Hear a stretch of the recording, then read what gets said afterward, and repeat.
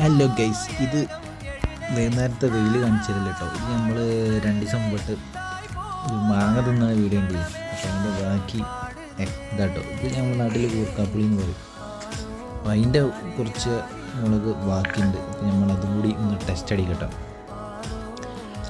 ഇത് നല്ല പുളി ഉണ്ടാവും. ഇതിൽ വലുത് പോയി കഴിക്കരുത്. വലുത് പോയി കഴിച്ചാൽ 1-2 കഴിക്കാൻ കഴിയുള്ളൂ, ഓവർ കഴിക്കാൻ കഴിയില്ല. അപ്പോൾ ചെറിയത് പോയി പൊട്ടിക്കാം. വലുത് കാണുമ്പോൾ ആക്രാന്തത്തോട് ചെന്നിട്ടുണ്ടെങ്കിൽ തിന്നാൻ കഴിയില്ല. അപ്പോൾ മൂഞ്ചിയിട്ട് ഇങ്ങനെ കുത്തിറക്കേണ്ടി വരും.